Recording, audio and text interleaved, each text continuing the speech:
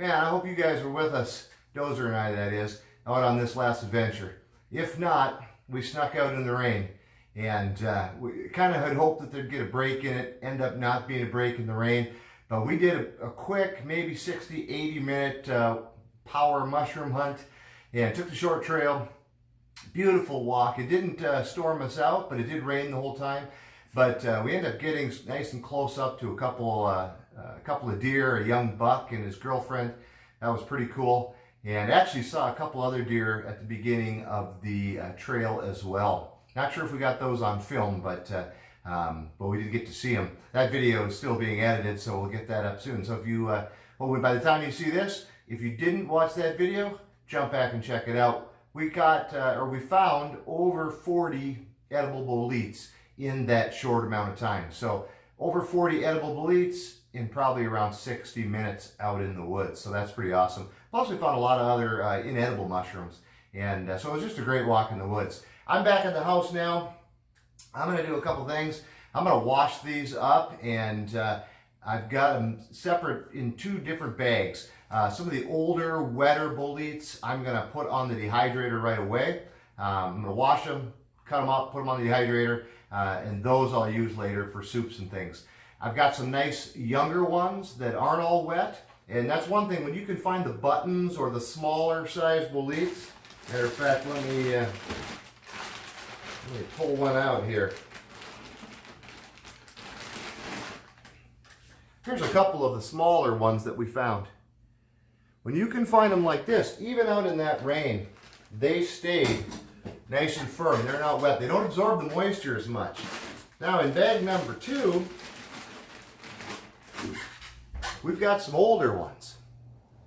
Now, I'm not sure if the bugs have gotten into these or not. They looked pretty good in the field. We found, like I said, over 40 of these boletes. I only took maybe a dozen out of the whole batch. Let's see, 2, 4, 6, 7, 8, 9, yeah, about a dozen of those. So I'm going to check the big ones, make sure there's no bugs in them. I'm also going to, like I said, rinse them out and put them on the dehydrator. Now, one of the things you'll hear a lot about, or I have anyway online, is, never wash your mushrooms. People use brushes and things like that. I always wash my mushrooms. They're out in the woods, there's dirt on them, bugs on them, and people say, well, they're going to absorb all the moisture. I hunt mushrooms in the rain, so I mean, if they're going to absorb moisture, they're going to do it. Especially here in Florida where it's pouring like crazy. When they get older, they absorb a lot more of the moisture, so that is very, very true. They'll also, when you put them in bags, when they sit on top of each other, because they're wet and they're older, they're softer, so they will squish. And so that's something to keep in mind. But overall, I just rinse them off, shake them off, and then I set them on I've got a couple older cookie sheets that we just don't really use anymore for the regular kitchen.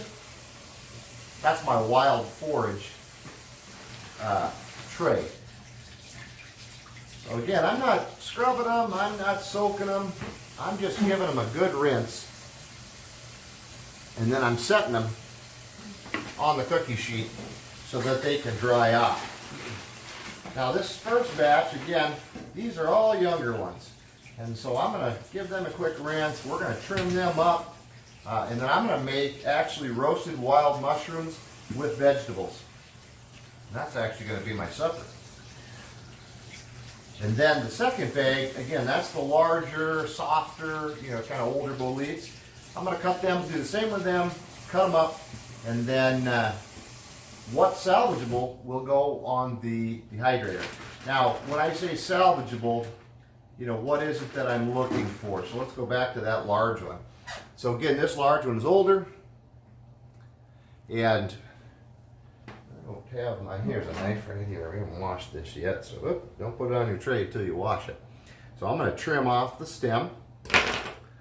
I don't have my glasses on, but it looks pretty good to me. So again, on that stem, I'm looking for holes going up into it. Now, if the worms have really been in there, that stem is going to be, it's going to break apart. It's going to have so many holes in it, it'll just kind of shred apart.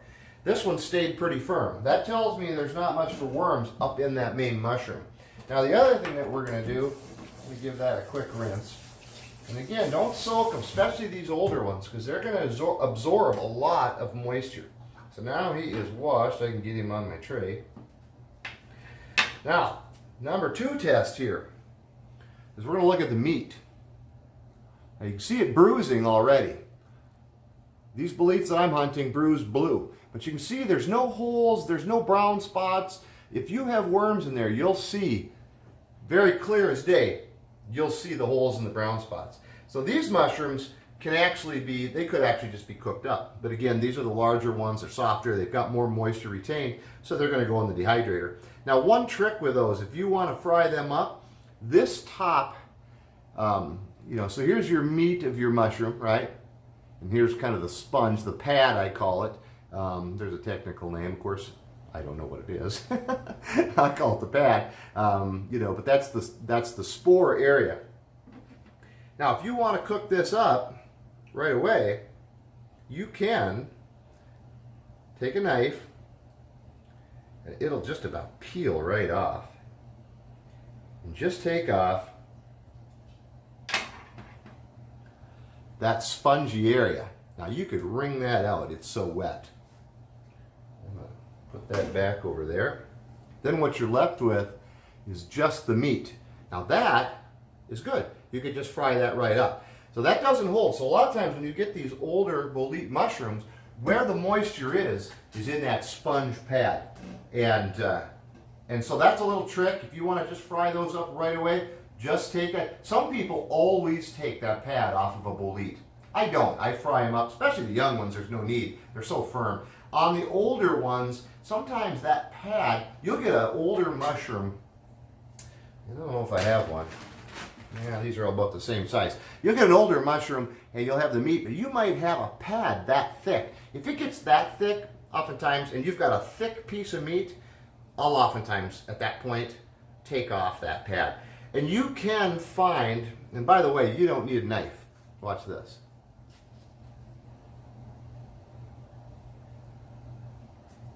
Sure, it wants to be difficult just because I said you don't. It peeled right off. So you really don't even need a knife. You can just literally peel that sponge off. And then like any wild food that you find, I don't care if it's wild game, wild plants, wild mushrooms, you just trim it to your liking. So the edge was kind of soft, kind of squishy. So I trimmed that off. Had a little bit of the stalk left on, I trimmed that off. Look at my fingers, turning blue. So that mushroom, I have pulled off the stem and the pad, and that's quite a bit that I pulled off of it. That mushroom is now ready to be fried, baked, whatever you want to do with it. Again, I'm putting that part on the dehydrator. I'm going to get these washed up, then we're going to make some supper. Now, a couple of these here, definitely the sponge got a little large, and it was definitely a little waterlogged. Again, we'll harvest these in real steady rain for almost 2 days. So I did end up pulling the pad off of several of these, of the bigger ones. And again, the trick is cut them in half. So just come up from the bottom, or actually the top of the mushroom, and just slice them straight down the middle. Once you do that, you can literally just kind of pick at the corner.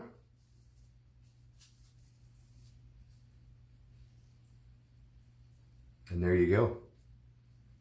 That's just the meat of the mushroom.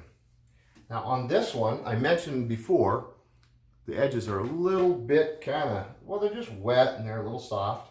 So I literally am just going around the edge and I'm just trimming off that spot. Now that is nice and firm. That'll cook up nicely. All right, I'm gonna get back to work here and finish this up. That is the waste. Let me get a bag under that so it doesn't drip all over. So not a lot, but there is some waste. Now again, that's only on the large, older ones. Now the ones I collected, none of the mushrooms themselves got thrown away. None of them were wormy. You can tell here, they were all nice and clean. They've bruised now, so it's a little bit hard to tell. And then, so here's the end product. Dehydrator, lunch, well, dinner and breakfast. Let's cut this in half. Get my knife here. Here's our mushroom. Cut that in half. Bright yellow, super clean flesh. Great mushroom. Now, of course, you know I hunt with plastic bags. And not as good of an idea in the, well, that's not true. In the rain, that can be very difficult because you get moisture in the bag. And again, if you're out for a long time, that's going to hold the moisture in, i.e. your mushrooms are going to get mushy. Today, we were only out for like an hour. And I wasn't too concerned with, the mushrooms are wet anyway. So again, with the washing, same thing. The mushrooms are wet anyway. Might as well rinse them off, get the dirt and bugs off them, right?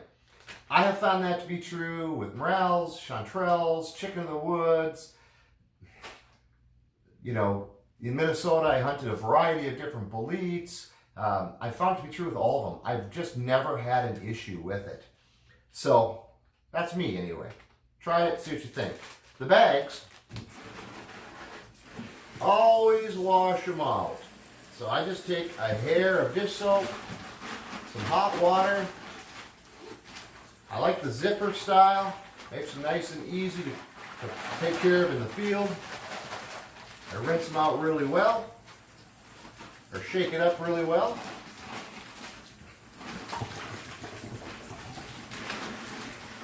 Then we rinse them out really well.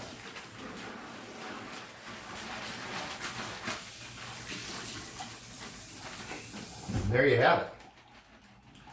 I'll set that on a towel, let that dry out.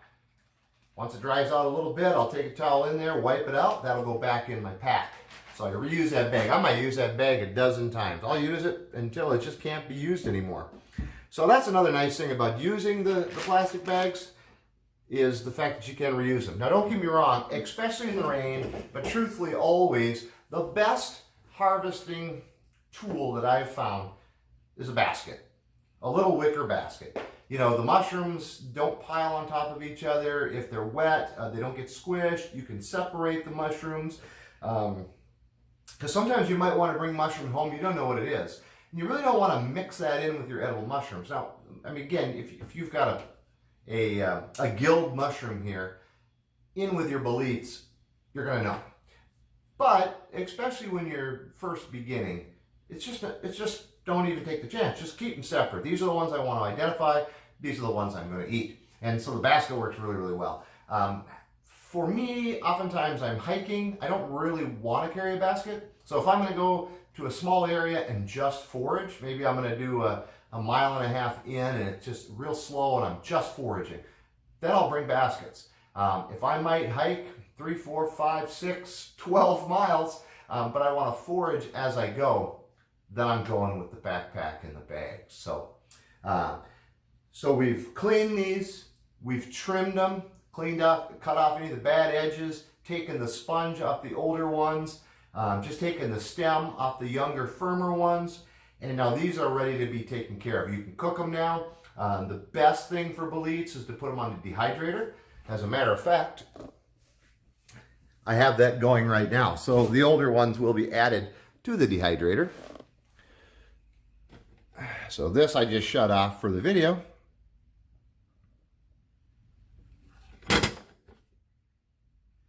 This will go probably another 3 hours, maybe. They're getting pretty close, maybe 2 hours. So those have been on the dehydrator for a while. Now those will go into a jar, a glass mason jar, and I will use those for mushroom stock. They'll go into soups. If you put something in a crock pot, you know, with some liquid in it, maybe put a roast or something in there. absolutely perfect for, put the mushrooms in there, let them slow cook in the moisture. They'll be fine by the time they're done. You can grind them up once they're dried, and you can make a mushroom stock out of that. You can make a mushroom gravy out of that. Season it, just take the powder, add water back into it, heat it up, add your seasonings, and you've got a mushroom gravy that you can use on potatoes, so or over meat, or however you want to use it. So, going on the dehydrator, going in to dinner, going into breakfast. So a few of these younger, more firm ones I have cut in half, and a couple of the larger ones I quartered up. So I'm going to make roasted wild mushrooms with vegetables. So I've already got some vegetables cut up. I've got, what do I got here? I've got yellow squash, sweet potato, purple small potatoes. I'm going to add in my wild mushrooms. Now remember, guys, if this is your first time with this mushroom, which this is not my first time with this mushroom, if it is your first time, don't do this. Take a little bit of the mushroom, maybe take a piece. Slice it up small, do it in a little fry pan, just a little bit, just 1 or 2 little pieces. Try that. Wait a day. Because what you're looking again is, if you've never eaten a mushroom before, you're looking for allergic reaction. The first thing you should have done is use multiple resources to identify this mushroom as safe to eat. Once you've done that, then you want to taste just a little of it. Wait 24 hours. Again, you're waiting to see if you have any type of an allergic reaction to the mushroom. If you don't, go for it. Even then, eat a smaller portion. Don't eat, truthfully, when you read about mushroom poisonings, oftentimes when you read deeper into the story, they ate all of them. They went out in the yard, they harvested mushrooms that reminded them of mushrooms that they collected as a kid. They harvested them all up, they made a huge meal of it, and they made them sick. So, on the first portion, eat a smaller amount. After that, once you know for sure you're good, then you don't have to worry too much about it. Me, I don't have to worry too much about it. I've eaten these before. So let's get some seasoning in here. So I'm going to keep them right in the bowl. Let's add some garlic. Lots of garlic. I like garlic. Let's do some basil. Don't be shy. Minced onion. Oh, how did everything bagel seasoning get in there? That is just weird, wild stuff. Korean red pepper. Wouldn't you have a little heat? That just seems to make sense, right? Turmeric. Wait, we're missing something. Black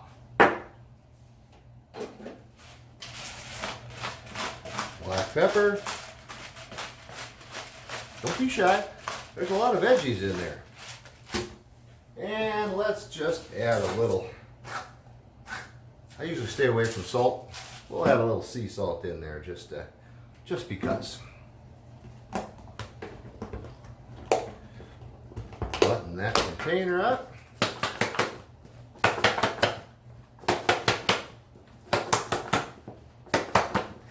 And we're going to shake these up. Now, one of the things that's important is you want to have ample room for the vegetables to move around so that you're getting the seasoning into them. So, I upgraded the container. So I've got some space. Because again, kind of like shaking fish in your flop, you want to make sure they get well coated and that you don't just have one vegetable in there with all the Korean pepper. So I like a little spice, but I don't want that much. And try to keep your container closed, or you'll have a mess. And we don't want that. All right. So, veggies. Too small of tray. Now I'm doing this over another baking sheet. so that as the seasoning falls through, because some of it will, which is not a problem. Now I'm going to do these in the air fryer. So what I'm doing is I'm going to leave them all on this one tray, and that'll be fine. But I do want to spread them out as well as I can, so they're not all stacked up. And there we have it. Wild mushrooms, cut up vegetables. We're going to roast them in the air fryer, about 20 minutes on 375. Put them on the lower shelf so I can turn the light on and see them.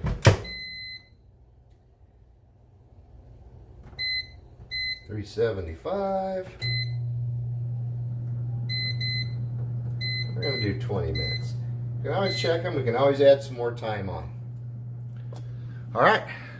So we got them in there, $3.75, 20 minutes. I got a little bit of a mess to clean up, and we'll check them in a little bit.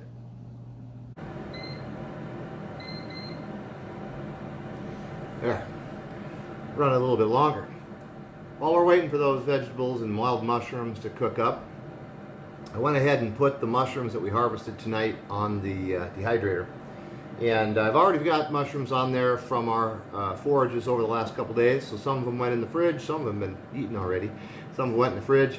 Now, I'm only going to keep them in the fridge a couple days, maybe 3 days. The boletes especially, I just find they don't last as long. Chanterelles, lobster mushrooms, those firmer mushrooms seem to last a little bit longer. These, 2-3 days, and then I want to do something with them. So, do something with them. These are the ones from this weekend. And these are the ones from tonight. Now remember, we've got some on the air fryer cooking up for dinner. I've got enough in the refrigerator for probably 1 or 2 breakfasts. So I'll cook those up with some potatoes and eggs. And then these will go in a jar for later use. Mushroom gravies, whatever the case may be. So, time to replenish the wild pantry.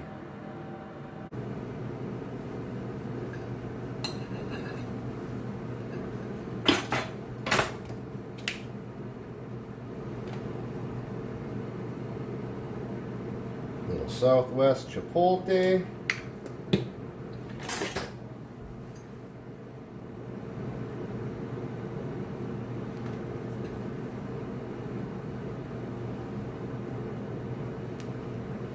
Alright. Let's do this first.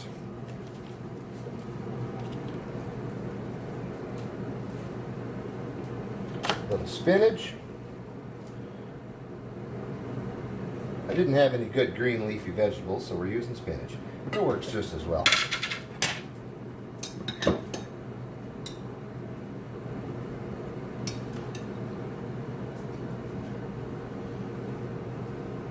Yellow peppers.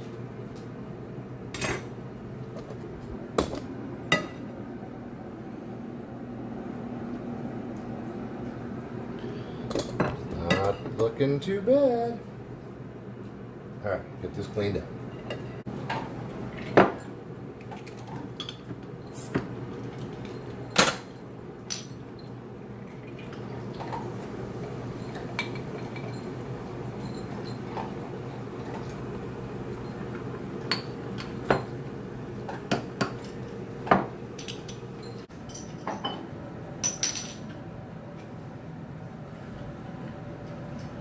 The refreshments needed after a hard hour of foraging, brought to you tonight by Cock and Bull, the original Moscow Mule. Couldn't help myself.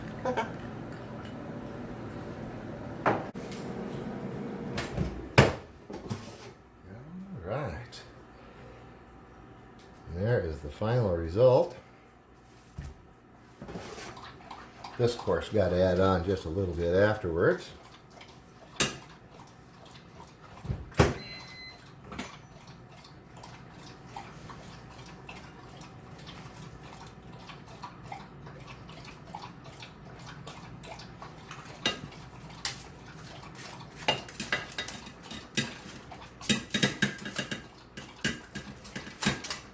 Good runner.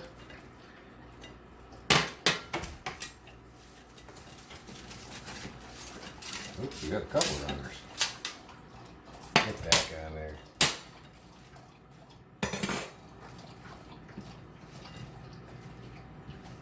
Yes, that's a lot of edgies.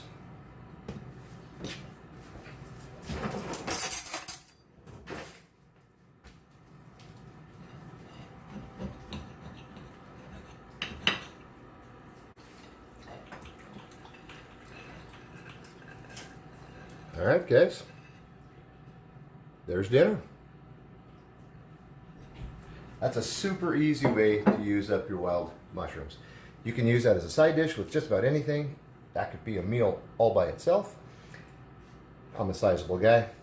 I went with a little bit extra, but a great simple air fryer way to use up your wild or fresh wild mushrooms, or use up the ones that you have left. So thanks a lot for joining me, and the next time I see you, hopefully we're out doing something wild.